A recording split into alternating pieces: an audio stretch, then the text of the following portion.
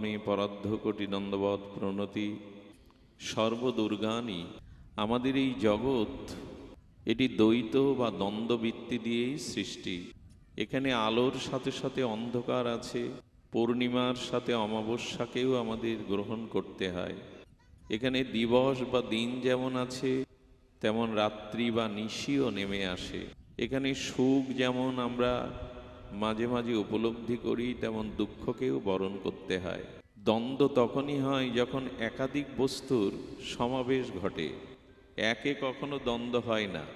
যেখানে এক তত্ত্ব সেখানে দ্বন্দ্ব নাই, দুই তত্ত্ব থাকলেই, দ্বিতীয় তত্ত্ব থাকলেই সেখানে দ্বন্দ্ব।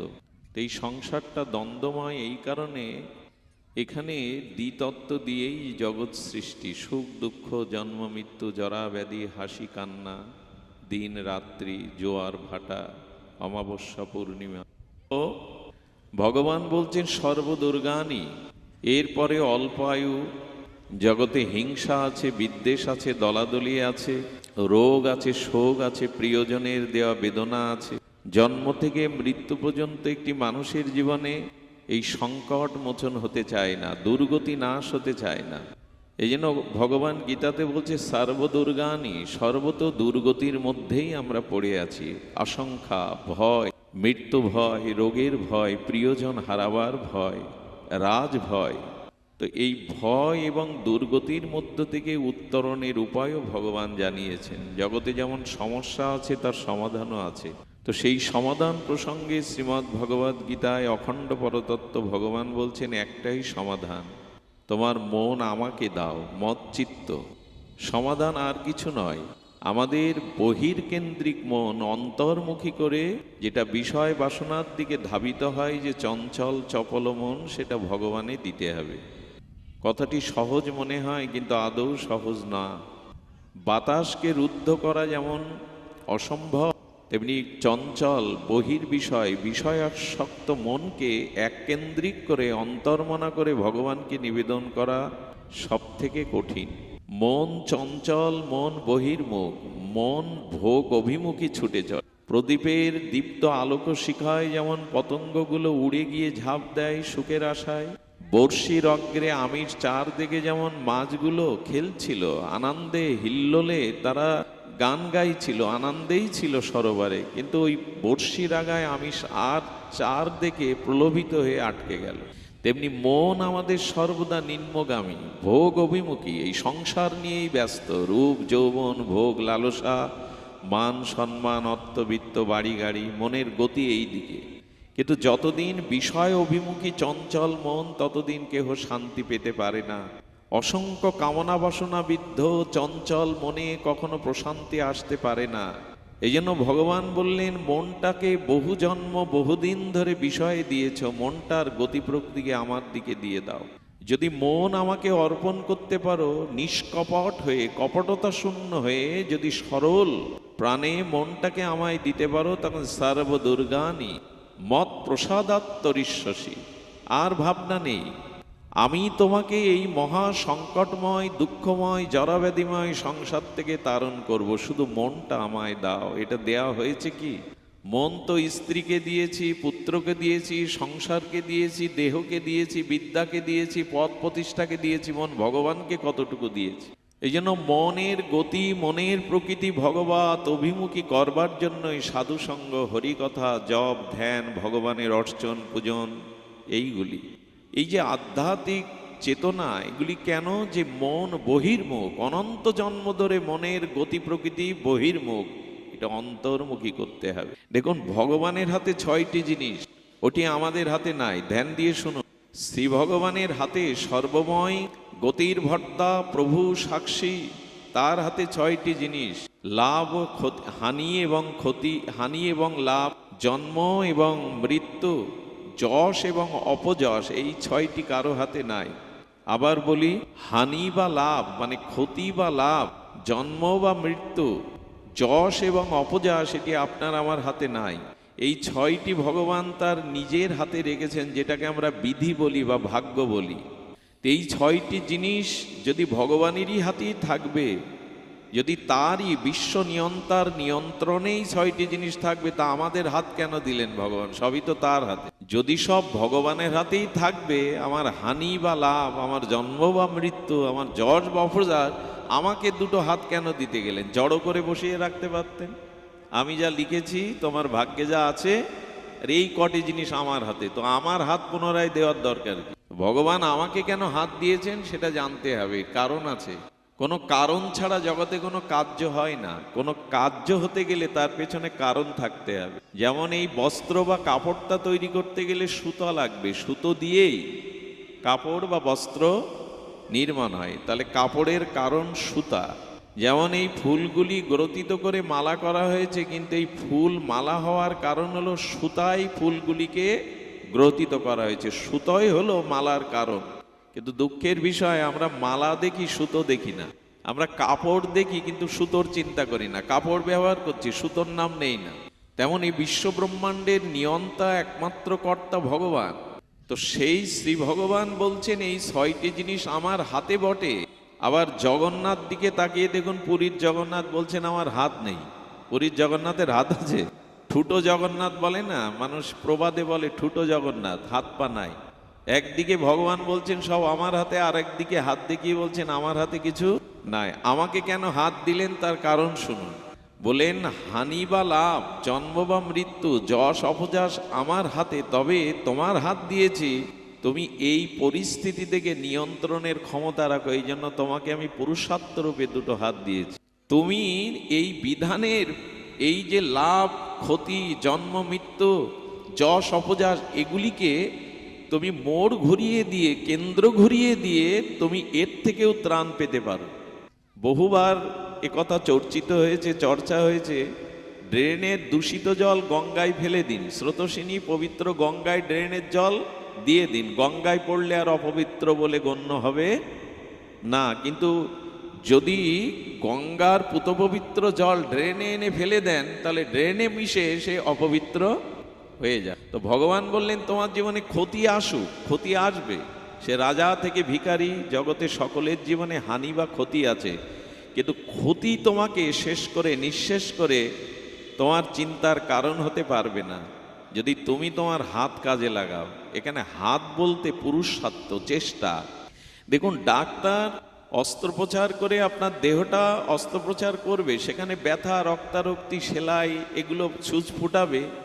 কিন্তু যদি অবাস করে নিয়ে কাটে, কাটা হলো, অপারেশন হলো, কিন্তু আপনি বুঝতে পারলেন না। তো জগতে যখন তোমার হানি আসবে, ক্ষতি আসবে, তখন যদি তুমি ভাগবত জ্ঞান, তোমার ভিতরে আত্মজ্ঞান, তোমার ভিতরে চেতনা জাগাতে পারো, তোমার ভিতরে প্রজ্ঞা আসবে, ধৈর্য আসবে, তখন ওই বিপদগুলি তোমার সম্পদের কারণ হয়ে যাবে, উত্তরণের কারণ হয়ে যাবে।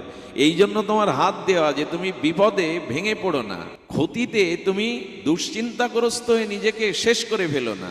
ক্ষতি হলে কি করতে হবে না, এই ক্ষতিকে ধৈর্যের সহিত, এই ক্ষতিকে পুরুষার্থ চেষ্টার সহিত এটাকে আপনাকে মেনে নিতে হবে।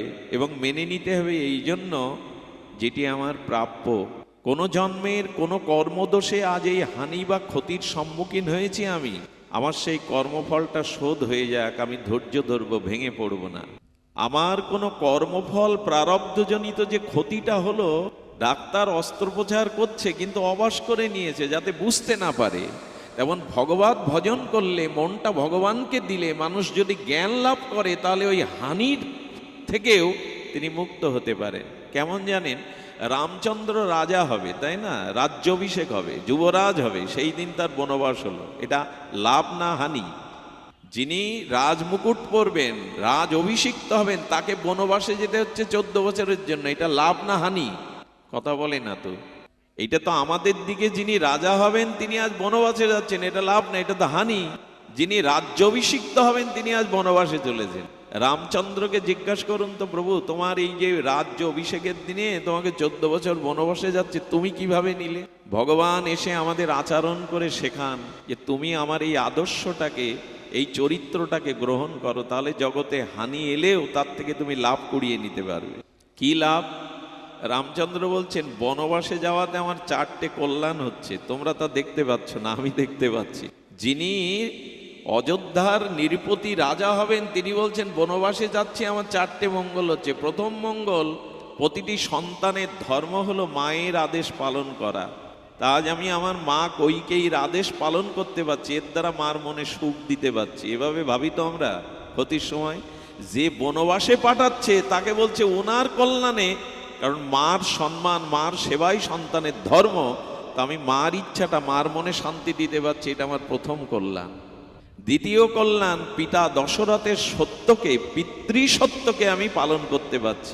আমরা হলে বলতাম বুড়ো বাপ স্ত্রীর প্রতি আবেগে বলে বসেছে, আমি তাই মেনে নেব। কিন্তু রাম বলছেন পিতৃসত্য পালন পুত্রের একমাত্র কর্তব্য। বলে তোমার তৃতীয় কল্যাণ কি? বলে তৃতীয় কল্যাণ, এই রাজ্য অভিষেকে রাজপদে থাকলে আমি সাধু সঙ্গ পেতাম না, মুনি ঋষির সঙ্গ পেতাম না। 14টা বছর ধরে আমি জঙ্গলে ঋষি মুনি মহাত্মাদের, অগস্ত্য পুলস্ত্য বাল্মীকির সঙ্গ পাবো। জগতে যদি সাধু সঙ্গই না পাই, ভগবত প্রসঙ্গ না করতে পারি, জীবন কল্যাণময় হবে না। এই আমার তৃতীয় কল্যাণ। চতুর্থ কল্যাণ হলো এই যে আজ আমি বনবাসে গিয়ে আমি প্রজাদের, আর যারা অভাব অনটনে, দারিদ্র, অশিক্ষা কুশিক্ষায় আছে, আমি তাদের কাছ থেকে দেখব তাদের জীবন কতটুকু। পরবর্তীতে যদি আমি সুযোগ পাই, তাহলে এই অভিজ্ঞতায় কাজে লাগাবো যে রাজা হতে গেলে প্রজাবৎসল হতে হয়, প্রজার সেবা ভাবনা হতে হয়। আমি এদের দেখে সেটা বুঝবো। আরও কারণ, সবরই গৃহ সংসার ছেড়ে বনেও আমাকে রাম শ্রীরাম শ্রীরাম বলে অপেক্ষা করছে, ডাকছে। অর্থাৎ সবরই আমার কাছে আসবে না, ভক্ত আমার ভজন করছে, তাই সবরীর জন্য হলেও আমাকে বনে যেতে হবে। এভাবে ভাবতে পারি তো আজ আমি রাজা হব, বনবাসে যাচ্ছি, সেই হানিটাকে, ক্ষতিটাকে ভগবান কী রূপে দেখাচ্ছে। বলে এই হাতটা তোমার আমি দিয়েছি, বিবেকটা, চেতনাটা, যে ক্ষতির মধ্যেও তুমি তোমার মঙ্গল চিন্তা করতে পারো যদি ভগবত জ্ঞান থাকে। আচ্ছা রাম, তুমি এই রাজপ্রাসাদ ছেড়ে বনের ভূমিতে মাটিতে শয়ন করবে, রাজভোগ ছেড়ে বনের ফল জল খেয়ে বেঁচে থাকবে, কষ্ট হচ্ছে না? রাম তখন বললেন, এই রাজপ্রাসাদে পূর্বে আমার পূর্ববংশে হরিশ্চন্দ্র ছিল, দিলীপ ছিল, কত মহারাজাগণ ছিলেন, এখন আমি আছি, আমার পরেও এই রাজপ্রাসাদে অন্যরা থাকবে। এটা তো ধর্মশালা। আপনারা যখন বৃন্দাবনে যান, নবদ্বীপে যান, এক সপ্তাহ পাক্ষিক বা মাসের জন্য একটা ঘরে থাকেন ধর্মশালায়, তাই না? তো 1 মাস তীর্থযাত্রা সমাপ্ত করে যখন ফিরে আসেন, তখন ওই ঘর ছেড়ে দিতে কি মায়া হয়? ট্রেনে 2 দিন কামরার মধ্যে থাকেন বলে স্টেশনে লেবে যেতে কি ট্রেনের প্রতি মায়া হয়? তো রাম বললেন, এটা তো ধর্মশালা। আপনি যে ঘরে বাস করছেন, যে ভিটেটে বাস করছেন, এটা পূর্বপুরুষ বাস করেছে, এখন আপনি করছেন, পরে অন্যরাও বংশধারা। এটা তো ধর্মশালা, এটা তোমার স্থায়ী ঠিকানা না। তা ধর্মশালা ছেড়ে যেতে তো কারো কষ্ট হয় না, আমারও তাই হচ্ছে না। বোঝা গেল কি? একটি জিনিস বলি, সবসময় লাভের আশা না করে ক্ষতিটাকেও মাঝে মাঝে মেনে নেবেন। ক্ষতি না হলে বিবেক জাগে না। যখনই কোনো বিপদ বা ক্ষতির কারণ হয়, তখন দেখবেন মানুষ সংযত হয়। ক্ষতি আসলেই মানুষ সতর্ক হয়। ক্ষতি আসলেই মানুষ বিচার বিবেচনা দ্বারা অন্বেষণ করে যে কোন কারণে আজ আমার এই ক্ষতি, এটা দরকার কিনা। তোমার হাতটা আমি দিয়েছি, তুমি এইভাবে ক্ষতিটাকে লাভে রূপান্তরিত করো। দূষিত জলটাকে গঙ্গায় দিয়ে দাও, তোমার চিন্তা বিচারটা বদলাও, তাহলে ক্ষতিই তোমার উন্নতির কারণ হবে। হাত দিয়েছেন কেন? এই কাজটা আমার হাতে, ভগবানের হাতে না। হানিটা আমার কর্মফলে ভগবানের হাতে, কিন্তু এর থেকে মুক্তি পাওয়ার উপায় বা পুরুষার্থ চেষ্টা আমার হাতে। এই জন্য জগন্নাথ বললেন, আমার কোনো হাত নেই, হাত তোমার। জগন্নাথের হাত নেই এটা মানা, এই যিনি জগতেরনাথ তিনি বলছেন হাত তোমার হাতে, চেষ্টা তোমার হাতে, জ্ঞান তোমার কাছে। এইভাবে ভাবলে ক্ষতিটাই দেখবেন আপনার জীবনে সিঁড়ি হয়ে যাবে উপরে ওঠার। আর লাভ বলছেন, লাভ যদি, অর্থাৎ সুখ যদি, অর্থবিত্ত, মান সম্মান, পদমর্যাদা তোমার জীবনে আসে, যেটা লাভ মনে করছো, মানে তুমি তোমার জীবনে এগুলো শ্রেয় মনে করছো, প্রেয় মনে করছো, লাভ মনে করছো, তাতেও তোমার পুরুষত্ব আছে। লাভ তুমি করতে পারো যদি অসৎ পথ ছেড়ে, অসৎ সঙ্গ ছেড়ে যদি বিবেক এবং বিচার নিয়ে চলতে পারো, তো পুরো জীবনটাই তোমার লাভের খাতায় জমা হবে। এক একটি সময়কে তুমি সৎ কাজে ব্যয় করো। প্রতিটি চিন্তায় তোমার সৎ চিন্তায় হোক, তোমার সঙ্গ, তোমার প্রসঙ্গ, তোমার চেষ্টা, তোমার চিন্তন। আরে কারা এরা?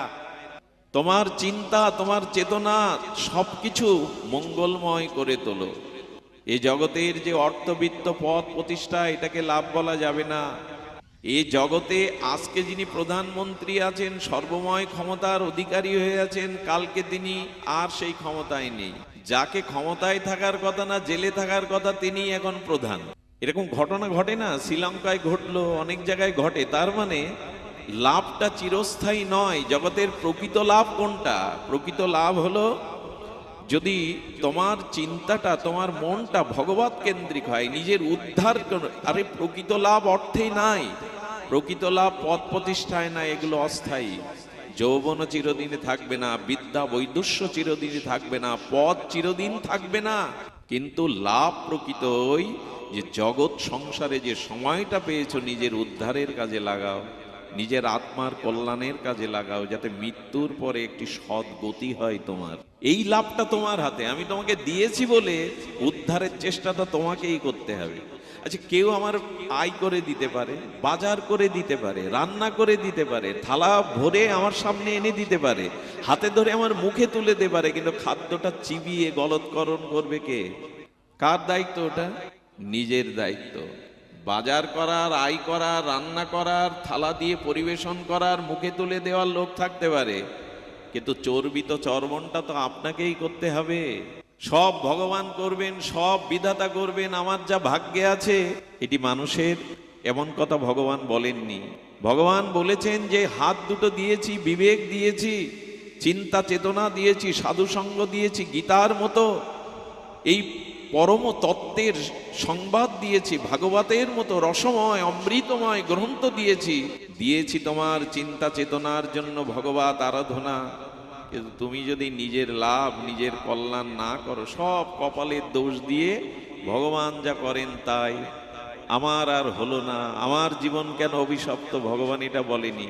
উদ্ধারিত আত্মন আত্মাবসাদয়ের, নিজের উদ্ধার নিজে করো, কেউ তোমার উদ্ধার করবে না। মৃত্যুর পরে শ্রাদ্ধ শান্তি করে লোকজন খাইয়ে উদ্ধার হবে, ওই আশায় থাকবেন না। আরে আপনি যদি সারা জীবন সৎকর্ম করে নিজের উদ্ধারের চেষ্টা না করেন, তখন কোটি শ্রাদ্ধ কাজে আসবে না। ভগবান বলেছেন, যে পিতা ধর্মের দ্বারা, যে নারী সতীত্বের দ্বারা, যে স্বামী স্ত্রী তপস্যার দ্বারা সন্তান জন্ম দেয়, আর ওই সন্তানকে সদ্গুরু, সৎ শিক্ষা, শাস্ত্র অনুশীলনের দ্বারা যিনি প্রকৃত ভক্ত করেন, অন্তত ওই পুত্রের হাতে তোমার পূর্বপুরুষ উদ্ধারের ভার আছে, সবার হাতে নাই। এই জন্য নিজের উদ্ধার নিজে করো, অন্য তোমার উদ্ধার কেউ করবে না। কারণ পরকালে এখানের কোনো কিছুই তুমি ওখানে পৌঁছে দিতে পারবে না। পরকালে তোমার, মানুষ বলে মরার পরে মানুষ খালি হাতে যায়, খালি হাতে যায় না, তার কর্মটা সাথে যায়। যেমন আঁচলে সুগন্ধি ফুল বেঁধে রাখলে ফুলটা পড়ে গেছে, কিন্তু গন্ধের আবেশটা রয়ে গেছে। কোথায় কুসুম কাননে ফুল ফুটেছে, বাতাসের বায়ু পবনে গন্ধে ওটা দূরে নাসিকায় আসে। তেমন সূক্ষ্মভাবে আমরা খালি হাতে যাই না, আমাদের পাপ পুণ্য কর্মফলটা সাথে যায়। সবাই বলে সব খালি হাতে যায়, খালি হাতে কেউ যায় না। খালি হাতে যায় মানে জগতের বিষয় আশায় সম্পত্তি এগুলো কেউ নিয়ে যেতে পারে না, কিন্তু কর্মফল নিয়ে যেতে হয়। এই জন্য নিজের উদ্ধারের ভার আপনার উপরে। অনেকেই বলে, প্রভু আমি কেন অসৎ পথে যাচ্ছি, তুমি কেন ফেরাও না, তুমি কেন আমাকে কল্যাণের পথ বলে দাও না। আরে ভগবান বললেন, বলে দিই বলি তো বিবেক রূপে তোমার কাছে আছে। একটা অন্যায় পাপ করে দেখুন, বিবেক দুর্বল হবে। হাজার শক্ত মানুষ অপরাধ করলেও সে দুর্বল হয়ে যাবে। এই দুর্বল করে কে আপনাকে? আপনার ভিতরে ভীতি আনে কে? এটা বিবেক। ভগবান ওই বিবেক রূপেই আপনার মধ্যে আছেন। অন্যায় অপবাদ, অন্যায় কর্ম করলে, অপরাধ করলে কি হয় জানেন? এত দুর্বলতা আছে যে সামনে দুজন ব্যক্তি অন্য প্রসঙ্গে কথা বলছে, আপনার মনে হয় ওরা আমাকে নিয়েই কথা বলছে। এই যে বিবেকের দুর্বলতা, দুর্বলতাটাই, ভীরুতাটাই পাপ। তা এটা আসে তো, এটা এখনো মানুষের মনে আছে। মানে ভগবান ওই রূপে, ভগবান তোমার হাত ধরবে না, বিবেক দিয়েছেন, শাস্ত্র দিয়েছেন, সাধু সঙ্গে উপদেশ দিয়েছেন, তুমি নিজেকে উদ্ধার করো। লাভ ক্ষতি জ্ঞান। আচ্ছা দেখবেন, জন্ম মৃত্যু এটা আমাদের হাতে। অনেক সময় আজকাল গর্ভবতী মারা ডাক্তারের কাছে চেক আপে যায়, এবং ডাক্তার দিনও দিয়ে দেয়, অক্টোবরের 3 তারিখেই ভূমিষ্ঠ হবে সন্তান। কিন্তু সবসময় কি ওই ডেটে হয়? জন্মটা কবে হবে এটা বিধাতা এখন হাতে রেখেছে। আরে আজকেই অপারেশন করার কথা, কি ওটিতে যাওয়ার কথা, কিন্তু ডাক্তার বলছে আজকে আসলে সময় হয়নি, জন্মটা অন্য কারো হাতে নেই। গর্ভেই তো কত সন্তান মারা যায়, প্রসব হতে গিয়েই মারা যায়, সবাই বাঁচে কি? জন্মটা আজও ভগবানের আছে। এই জন্য নিজের চিন্তা চেতনা ঈশ্বরের দিকে দাও। তোমার হাতে সব নেই, তোমার হাতে আছে শুধু চেষ্টাটা, জ্ঞানটা, বিবেকটা। তাই ভগবান বললেন জন্মটা আমার হাতে, মৃত্যুটাও আমার হাতে। কিন্তু জন্মটা কি করতে পারি? জন্মটা সার্থক করতে পারি। সবাই তো জন্মেছি মানুষ হয়ে, সবার জীবন কি সার্থক হলো? সবার জীবন কি সফলতা আসলো? স্বামী বিবেকানন্দ এসেছিলেন তো আমাদেরই মতো শরীর নিয়ে। মহাপুরুষরা যখন আসেন, সাধক বিজয় কৃষ্ণ গোস্বামী, স্বামী প্রণবানন্দ, শ্রী শ্রী ঠাকুর অনুকূল চন্দ্র, এরাও তো এই জগতের জল হাওয়ায় কোনো মায়ের গর্ভে এসেছেন। তারা জীবনকে কেন সার্থক করতে পারলো? কারণ তাদের জীবন বৃত্তান্ত, তাদের জীবন ও অমৃত চরিত দেখুন, তারা সময়কে কাজে লাগিয়েছে, তারা বিবেককে কাজিয়ে লাগিয়েছে, তারা আত্মস্বার্থ, শুধু নিজের সুখের চিন্তা করেনি, তারা বড় চিন্তা করেছে, জীব জগৎ সমাজ মানুষের কল্যাণে তাদের জীবনকে উৎসর্গ করেছে। আজকে বিবেকানন্দ সারা বিশ্বের যুগাচার্য। উনি যদি ওকালতি পাশ করে হাইকোর্টের, কলকাতা হাইকোর্টের বড় উকিল হতেন, 10টা ফ্ল্যাট তৈরি করতে পারতেন, সুন্দরী রমণী বিবাহ করতে পারতেন, ওকালতিতে নাম ছড়িয়ে পড়তে পারো, কিন্তু পূজার আসনে বসতে পারতেন না। এই জন্য জন্মটা হয়েছে তা সার্থক করো। তুমি সৃষ্টি শ্রেষ্ঠ। দেবতারাও পর্যন্ত মনুষ্য জন্ম পাওয়ার জন্য ভগবানের কাছে প্রার্থনা করে, কারণ দেবলোকে ভজন সাধন নাই, দেবলোকে আছে সুখ ভোগ। ওখানে কোনো ভজন সাধন নাই। স্বর্গে গীতা পাঠ নাই, স্বর্গে সাধুসঙ্গ নাই, স্বর্গে ভাগবত পাঠ নাই, স্বর্গে আছে মন্দাকিনীর ধারা, পারিজাত কানন, স্বর্গে আছে নাচ গান, অমৃত পান। ওখানে সুখের জায়গা, ভোগের জায়গা, ওখানে ভজনের জায়গা না। এই জন্য দেবতারাও প্রার্থনা করেন, এই ভূখণ্ডে ভগবানের সেবার জন্য মানুষ করে দাও। আর সেই জন্ম পেয়ে শুধু খাওয়া দাওয়া, স্ত্রী পুত্র, ভোগ বিলাসকেই কাটিয়ে শ্মশানে পুড়ে ছাই হলাম না, জীবনটাকে ধন্য করলাম। গোবিন্দ বললেন জন্ম আমার হাতে, কিন্তু জন্ম সার্থক করার দায়িত্ব তোমার। আর হয়েছে জন্ম আর সার্থক হয়েছে, নিজেকে নিয়েই তো ব্যস্ত। ওই বউ ছেলে মেয়ে আর আত্মীয় কুটুম্ব ভালো খেয়ে পরে ঘরের মধ্যে আমরা কজন ভালোভাবে জীবন কাটিয়ে দেব, আর যা হয় হোক জগতে। এতে আর জন্ম সার্থক হয়? পরের জন্য যাদের ভাবনা নেই, অন্যের কল্যাণের চিন্তা যাদের মাথায় নেই, তারা কি মানুষ? তারা গাছগাছালির মতো জগতে জন্মায় আর মরে, তাদের জগতের কি এসে যায়? অন্যের জন্য বাঁচো, অন্যের কল্যাণ চিন্তা করো। অন্যের ভাবনা, অন্যের কল্যাণ যতদিন তোমার না আসবে, জন্ম সার্থক হবে না, তুমি সার্থক হতে পারবে না। আজ পর উপকারটা মানুষ ভুলেই গেছে, পরের কল্যাণ চিন্তাটাই ভুলে গেছে। আগেকার মানুষ দূর দেশে যেতে গেলে, কোথাও যেতে গেলে ভগবানকে বলতো, প্রভু হিংস্র জীব জন্তুর সাথে যেন দেখা না হয়। আর এখন মানুষ বেরোবার সময় বলে, অমুক শত্রুর সাথে অমুকের মুখের যেন আমি দেখা না পাই। এখন হিংস্র জীব জন্তুর থেকে মানুষকে বেশি ভয় পায় মানুষ। আগে প্রার্থনা করত হিংস্র জীব জন্তুর দ্বারা আক্রান্ত না হয়, এখন মানুষ জীব জন্তুকে, বাঘ ভাল্লুককে ভয় পায় না। আমাকে একজন সুন্দরবনে বলছিল, আমি একবার সুন্দরবনে যাওয়ায় বাওয়ালিরা বলছিল, আমি বলছি বাঘের ভয় করে না?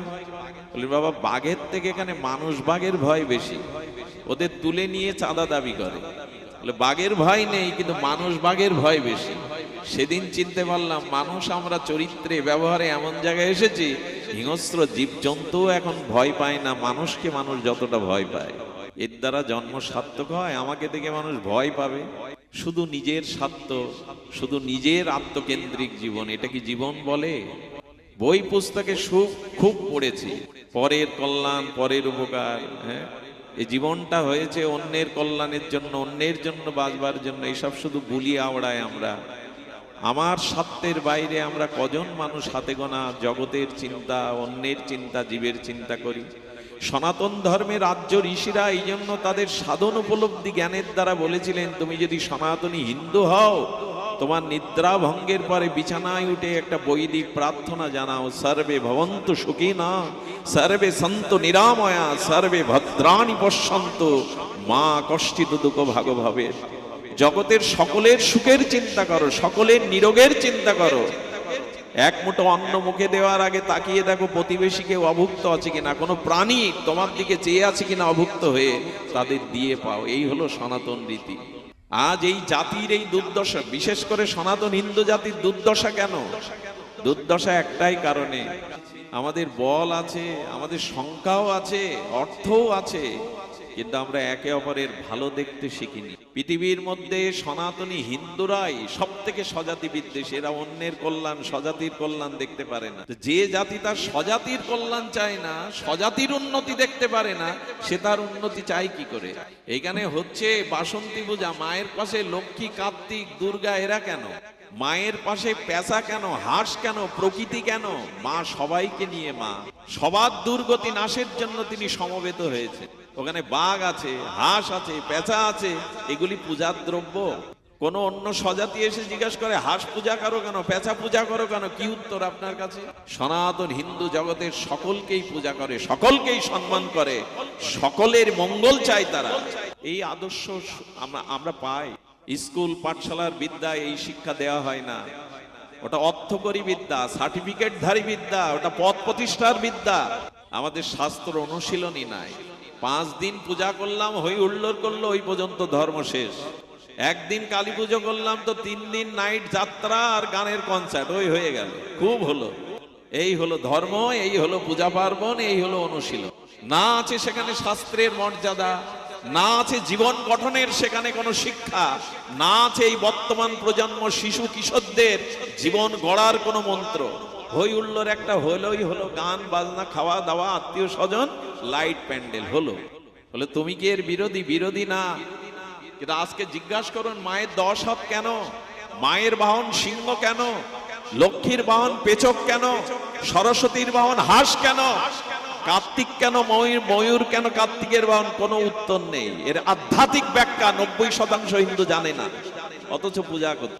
ঠাকুর অনুকূল চন্দ্র সাবধান বাণী দিয়ে বলেছিলেন, পূজা পাঠ তুই যতই করিস, ফুল তুলসী গঙ্গা জলে, অনুশীলনের কৌশল ছাড়া ফল হবে না কোনো কালে।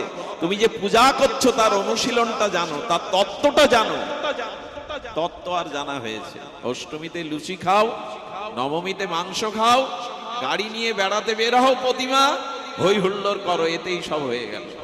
আরে রামচন্দ্র মায়ের পূজা করতে গিয়ে মা পরীক্ষার জন্য একটা ফুল নিয়েছেন পদ্ম।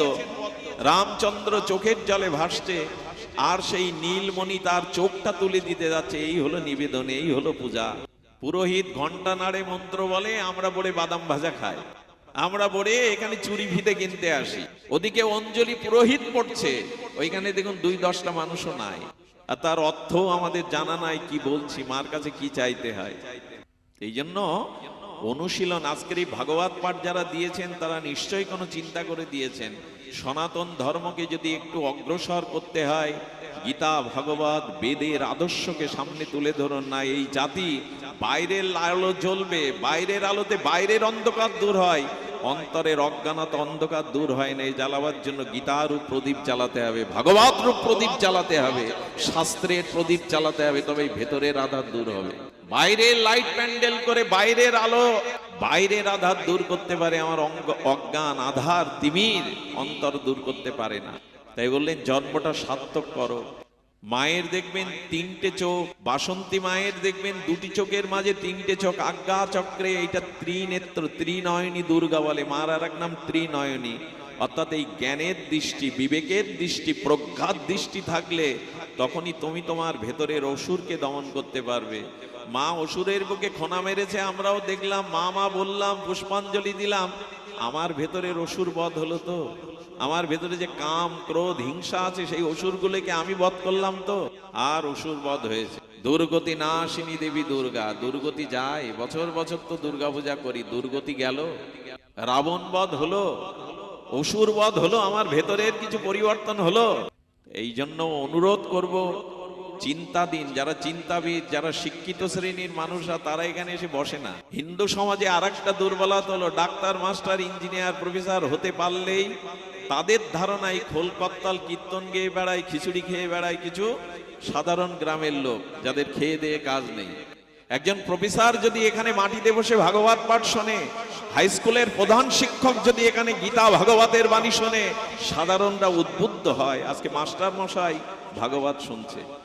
অন্যান্য জাতির দিকে তাকিয়ে দেখুন, তাদের কোনো ধর্ম অনুষ্ঠানে দেশ বরেণ্য ব্যক্তিত্বরা সামনে এসে দাঁড়ায়, তাতে অন্যরা উদ্বুদ্ধ হয়।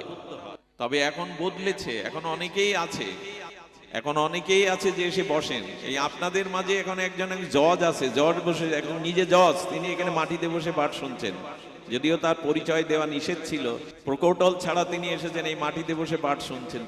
উচিত হলো, আপনার একটা দায়িত্ব আছে সমাজের প্রতি, জাতির প্রতি আপনার একটা দায়িত্ব আছে। শুধু বড় পদ প্রতিষ্ঠায় বসে থাকলে সমাজ এগোবে না, আর আপনিও বাঁচবেন না। অন্যকে বড় করুন। সীতা উদ্ধার, রামের দেরি হওয়ার কথা, পূর্ণ ব্রহ্ম স্বয়ং ভগবানের।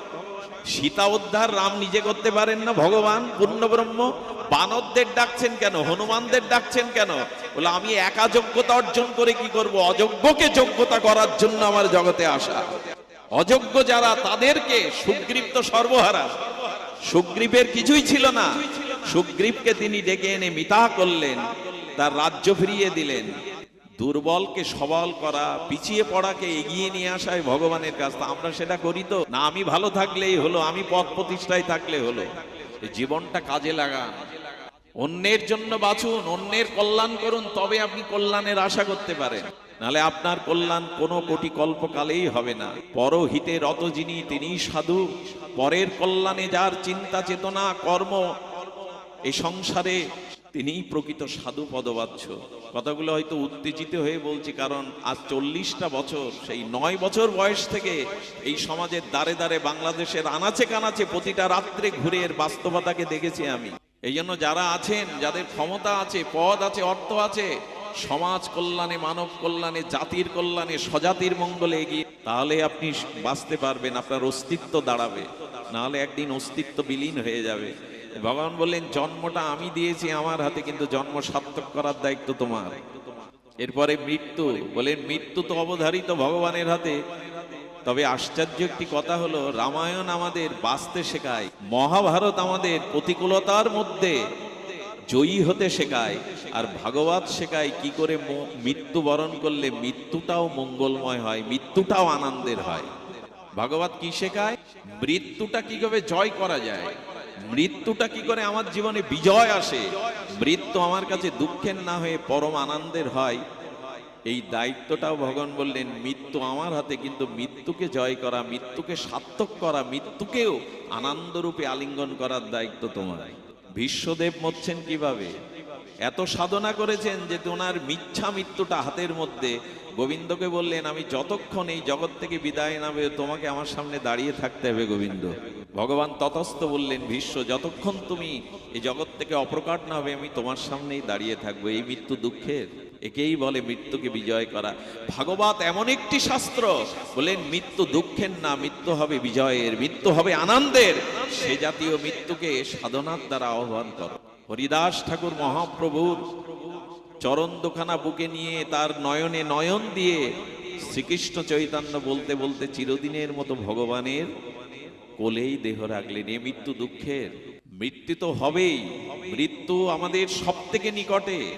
মাঝে এক ভদ্রলোক রাজপথ দিয়ে হাঁটছেন, হাতে মোবাইল, এখন তো সকর হাতেই থাকে প্রায়, আর মুখে একটা সিগারেট, কলা খেয়ে খোসা ফেলেছে, পা স্লিপ করলেন, লাঞ্চে আঘাত লাগলো, সিগারেট মুখে, মোবাইল হাতে, ওখানেই মারা গেল। তার গন্তব্য কি ওখানে ছিল? এভাবে মরণ যেন না হয়, মৃত্যুর প্রস্তুতি নিন। মৃত্যু যেন বিজয়ের হয়, মৃত্যু যেন মহামৃত্যু হয়, প্রস্থান যেন মহাপ্রস্থান হয়, যাতে এই জন্ম মৃত্যু চক্রে আর ফিরে আসতে হয় না। তার জন্য সারাটা জীবন মৃত্যুর প্রস্তুতি নিতে হবে। সেই মৃত্যুর প্রস্তুতি আর কিছু নয়, ভগবানের চিন্তা, সাধন, ভজন, অনুধ্যান, সর্বদা হরি নামকে স্মরণ করা। এই জন্য ভগবান বললেন, মৃত্যু আমার হাতে, কিন্তু মৃত্যু জয় তোমার হাতে, মৃত্যুকে সার্থক করা তোমার হাতে। তসমাৎ সর্বেষু কালেষু মামনুষ্যর যুদ্ধ চ। আমাকে স্মরণ করো। যুদ্ধের আগে সেনাবাহিনীতে বিউগল বাজায়, দেখবেন ওরা যখন করে প্যারেড ট্যারেড করে, তখন বাঁশি বাজায়। তো গীতায় বলছেন, মৃত্যু জয়ের ধ্রুব সঙ্গীত হলো, তুমি সর্বদা আমাকে স্মরণ করো। আমাকে স্মরণ করতে করতে যদি যেতে পারো, তখনই তোমার জীবন হবে আনন্দময়। বিজয়, মৃত্যুটাই হরিদাসের বিজয় উৎসব। কবিরাজ কৃষ্ণ গোস্বামী বলছেন, হরিদাসের বিজয় উৎসব যে কইল, মৃত্যুকে বিজয় উৎসব বলছেন। মহাপ্রভুর কোলে মাথা রেখে ভগবানকে নাম স্মরণ করতে করতে যাদের মৃত্যু হয়, এটা দুঃখের নয়, এটাই মহামৃত্যু, এটাই বিজয়, এটাই আনন্দ। সেই মৃত্যুর প্রস্তুতি আছে তো? আমি মরবো না, এই হলো আমাদের মৃত্যুর প্রস্তুতি। একজন শ্মশানে যাচ্ছে, বলহরি বলছে, লাল পতাকা দুই ধারে পথে, হ্যাঁ, ওখানে পতাকা নির্মাণ করে পতাকা স্থাপন করছে, অথচ আমি মরবো না এই আমার চিন্তা। যুধিষ্ঠির এই জন্য বলেছিলেন, জগতে সব থেকে আশ্চর্য হলো অন্যের মৃত্যু দেখে মানুষ নিজের মৃত্যুর কথা স্মরণ করে না। মৃত্যু যাতে জয়ী হওয়া যায় সেই চেষ্টা করুন, মৃত্যুকে যাতে বিজয় করা যায়। কি কি বলেছিলাম? হানি লাভ, জন্ম মৃত্যু, যশ অপযশ। এটি আমার তোমার যে যশ, মানুষ সবাই তো সম্মানই চায়, তাই না? কিন্তু সম্মান সবসময় পায় না। অপযশ চায় না, কিন্তু অপযশ আসে, তার মানে মেনে নিতে হবে এটা আমার হাতে। যদি মানুষের হাতেই থাকতো অপযশ বা যশ, কেউ অপযশ চাইতো না, কিন্তু অপযশ আসে কেন? যে এটাই আমার হাতে নাই। তবে জীবনে যদি অপযশ হয়েই থাকে, তার থেকে শিক্ষা নিয়ে রত্নাকার যদি বাল্মীকি হতে পারে, তুমি কেন পারবে না? শাস্ত্রে তো প্রমাণ আছে, অজামিলও যদি উদ্ধার হতে পারে, জগায় মাধাই যদি প্রেম পেতে পারে, গীতার এই মহাবাণী, অপিচেত সুদরাচার মাম অনন্য ভাগ, পৃথিবীর শ্রেষ্ঠ দুরাচারীও যদি হও, এবার অনন্যভাবে আমার শরণ নাও, সাধুরেব সামন্তব্যং, তোমাকে সবাই সাধু বলে মেনে নেবে। কিছুটা অপযশ, কিছুটা কলঙ্ক জীবনে যদি পিছিয়ে পড়ো, ক্ষতি নেই, ওটা তোমার জীবনে দরকার ছিল। কলঙ্কটা দরকার ছিল, অপমানটাও দরকার ছিল, হেরে যাওয়াটাও দরকার ছিল। কারণ হেরে না গেলে, কলঙ্ক এলে না এলে, অপমান না এলে জীবনে যশের দিকে মন যায় না। তো এই যশ পেতে গেলে তোমাকে প্রয়োজন হলো তুমি অপযশটাকে কাজে লাগাও, দুঃখটাকে কাজে লাগাও, অপমানটাকে কাজে লাগাও, সচেতন হও, সতর্ক হও। কোনো দোষও যদি না থাকে, কেউ আপনাকে কলঙ্ক দেয়, অপমান করে, তবে ভাববেন আমার সতর্ক হওয়ার সময় আসছে, যাতে ভবিষ্যতেও আমার দ্বারা এই কাজ না হয়। এই জন্য ভক্তি মার্গের সাধকরা তাদের কলঙ্ক দিলে, দোষ দিলে, তারা তার দিকে আঙুল তোলে না, জানে এটাকে আমাকে সতর্ক করাচ্ছে। তুলসীদাস গোস্বামীকে একজন নিন্দা করত, সমালোচনা করত, ভক্তরা বলতো প্রভু আদেশ দিন, একটা ব্যবস্থা করি। বলেন ব্যবস্থা আর কি করবে, ওকে কিছু বলবে না, আমার অনুরোধ, যেদিনও মারা গেল মিষ্টি বিলাচ্ছে ওনার শিষ্যরা, প্রভু আপনার সেই সমালোচনাকারী, নিন্দাকারী আজ মারা গেছে, মিষ্টিটা ওদের হাত থেকে কেড়ে নিয়ে ফেলে দিয়ে ওনার চোখে জল। বলে আপনি কাঁদছেন, সারাটা জীবনও আপনার নিন্দা করেছে। বললেন দেখ, কাপড় ময়লা হলে ধোপার কাছে কাচতে দিতে হয়, ওই তো কাপড়টাকে পরিষ্কার করে দেয়। তা আমার জীবনটাকে, আমার হৃদয়টাকে পরিষ্কার করার লোক আজ জগৎ থেকে চলে গেল। ও নিন্দাটাই আমাকে সতর্ক করত, সাবধান করত, আমার চিত্তকে শুদ্ধ রাখার প্রেরণা দিত, আজকে সে চলে গেল। এভাবে ভাবি আমরা। এই জন্য ভগবান বললেন যশ এবং অপযশ, এই দুটোকে কাজে লাগাও। এই জন্য গীতায় মান অপমানকে সমানভাবে নিতে বলেছেন। মান ও অপমান ও শীতোষ্ণ সুখ দুঃখেষু সমসঙ্গ বিবর্জিত, দুটোকেই নাও, দুটোকেই নিতে চেষ্টা করো। তো যাই হোক, আমার সময়ও কম, এর মধ্যেই